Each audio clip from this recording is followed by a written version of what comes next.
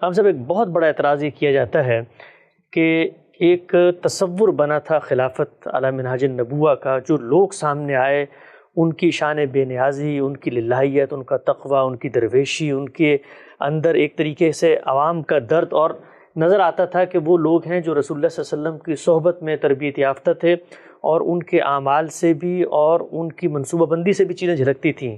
کہا جاتا ہے کہ جس وقت سیدنا امیر معاویہ نے عنان حکومت سنبھالی، اس کے بعد سے جو کچھ ریاست اور سیاست اور کلچر اور جو چیزیں سامنے تھیں، اس کا اس خلافت سے کوئی تعلق نہیں تھا۔ میں ایک چھوٹا سا اقتباس آپ کی خدمت میں رکھتا ہوں۔ مولانا سید ابو اللہ صاحب مودودی لکھتے ہیں کہ دوسری نمایاں تبدیلی یہ تھی کہ دور ملوکیت کے آغاز ہی سے بادشاہ قسم کے خلفاء نے کیسر و کسرا کا سا طرز زندگی اختیار کر لیا، اور اس طریقے کو چھوڑ دیا جس پر نبی صلی اللہ علیہ وسلم نے چاروں خلفائے راشدین نے زندگی بسر کرتے تھے۔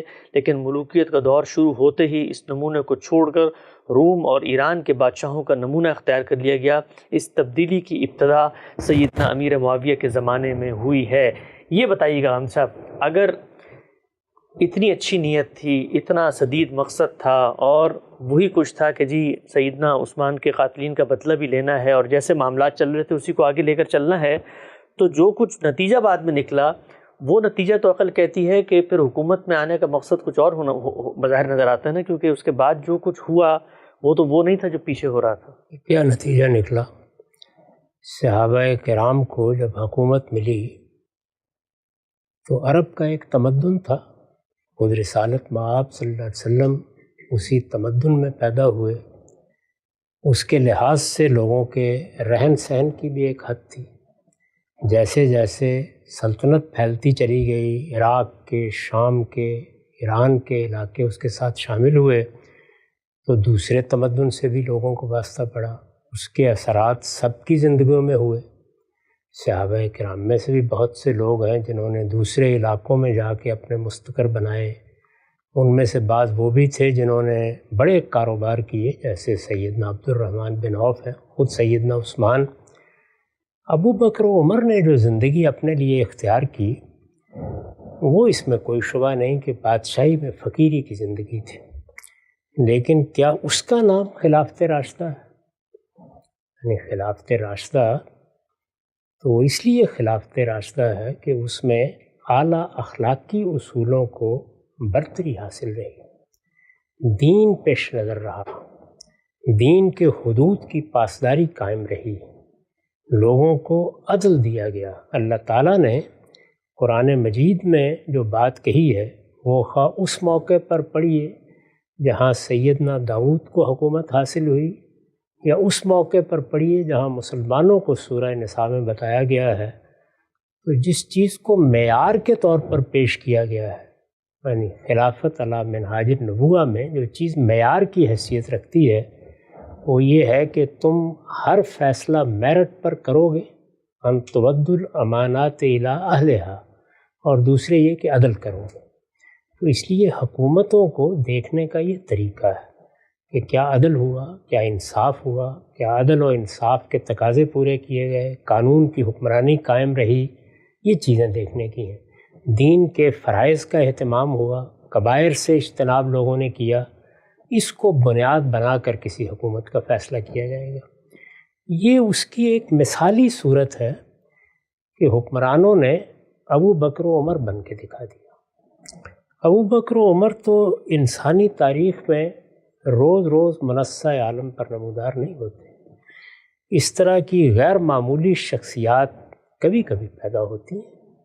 اس کو خلافت یا خلافت راشدہ کے لیے معیار نہیں بنانا چاہیے، ورنہ یہ ماننا پڑے گا کہ سیدنا سلیمان اور سیدنا داؤد انہوں نے اصل میں کیسر و کسرا کی روایت قائم کی تھی، کیونکہ یہ تو بعد میں آئے ہیں۔ قرآن مجید سیدنا سلیمان کے بارے میں کہتا ہے کہ جو ان کا محل تھا جس میں ملکہ بلقیس کو انہوں نے دعوت دی، وہ اس طرح کا تھا کہ سرہم ممردم من قواریر، اور ملکہ بلقیس ملکہ سبا ہونے کے باوجود، یعنی یمن کی ملکہ ہونے کے باوجود ایسی دیہاتی بن کر رہ گئی کہ اس نے پائچے اٹھا لیے، ایسا شیشہ تھا جس سے اس کا فرش بنایا گیا تھا۔ تو اس لیے یہ کوئی معیارات نہیں ہے۔ آپ کہہ سکتے ہیں کہ سیدنا صدیق نے جس طرح کی اپنے لیے چیزیں پسند فرمائیں، بعض معاملات میں سیدنا عمر کے ہاں آپ کو اس سے مختلف چیزیں نظر آئیں گی اور سیدنا عثمان کے ہاں بھی۔ تو اس کو معیار بنا کر یہ دیکھا جائے گا، دنیا نے آگے چلنا ہے، اس میں بڑے مثالی نمونے بھی سامنے آئیں گے۔ کچھ لوگ فقر و درویشی کو حکومت کرنے کے لیے ایک مثالی چیز سمجھیں گے، اور کچھ سلیمان و داؤد کے طریقے کا طرز عمل اختیار کر کے بھی لوگوں کو عدل فراہم کریں گے۔ تو اصل چیز جو معیار ہے وہ عدل ہے، قانون کی حکمرانی ہے، وہ چیزیں ہیں جو ایک حکومت کو راشدہ حکومت بناتی ہیں، ان چیزوں کو سامنے رکھنا چاہیے۔ یہ ایسے ہی ہے جیسے کہ بہت سے لوگ ہیں کہ وہ جب علماء کو دیکھتے ہیں تو ان کی طبائع کے فرق کو بھی بعض اوقات نظر انداز کر دیتے ہیں۔ ان میں آپ کو بالکل درویش صفت لوگ بھی ملیں گے، اور امام مالک کی طرح کے لوگ بھی ملیں گے کہ جو بہت عمدہ لباس پہنتے تھے اور بہت اچھے لب و لہجے کے ساتھ لوگوں کے سامنے آتے تھے، اس میں کوئی درویشی یا مسکینی کا تاثر نہیں ہوتا تھا۔ تو میرے نزدیک یہ چیزیں مجھے یا آپ کو پسند ہو سکتی ہیں، پسند اور ناپسند کے دائرے میں ہم ان کا اظہار بھی کر سکتے ہیں۔ یہ بھی کہہ سکتے ہیں کہ جو مسلمانوں کے حالات تھے ان کا لحاظ کرتے ہوئے درویشی کا طریقہ ہی صحیح تھا، اور یہ بھی کہہ سکتے ہیں کہ حالات بدل گئے، حکومت قائم ہو گئی، سلطنت بہت عظیم سلطنت تھی، عام خوشحالی تھی، اس میں حکمرانوں کے ہاں بھی بعض چیزیں آ گئیں۔ دیکھنا یہ چاہیے کہ انہوں نے بیت المال کے ساتھ کیا معاملہ کیا، لوگوں کو انصاف دیا، قانون کی حکمرانی قائم کی۔ یہ کوئی بھی نہیں کہتا کہ سیدنا صدیق اور سیدنا فاروق اور سیدنا عثمان ایک ہی درجے میں تھے۔ سب کے رہن سہن میں، سب کے معاملات کرنے میں، سب کے چیزوں کو دیکھنے میں، سب کے تقرر کرنے میں، سب کے اجتہادات میں بہت فرق نظر آئے گا۔ تو کسی ایک چیز کو مثال بنا کر آپ دوسروں پر تان نہیں کر سکتے، بلکہ اس تنوع کو قبول کرنا چاہیے کہ حکمرانوں کے ہاں یہ ساری چیزیں نمایاں ہو سکتی ہیں، علماء کے ہاں بھی ہو سکتی ہیں، قوم کے رہنماؤں کے ہاں بھی ہو سکتی ہیں۔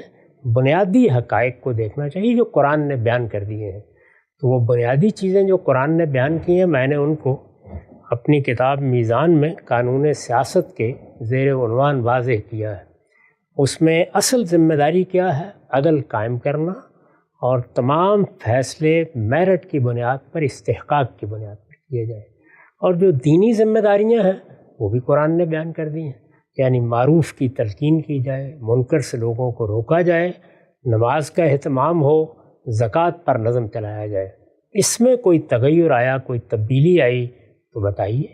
اسی طریقے سے نظام چل رہا تھا۔ باقی یہ کہ اگر حکمرانوں کے رہن سہن میں کچھ تبدیلی آئی یا تغیر آیا تو اس کو طبائع پر، حالات پر محمول کرنا چاہیے، اور اس میں لوگوں کے اذواق بھی مختلف ہو سکتے ہیں۔ یہ ایسی چیزیں نہیں ہیں کہ انہیں خلافت راشدہ یا خلافت راشدہ نہیں رہی اس کا معیار بنا کے پیش کیا جائے۔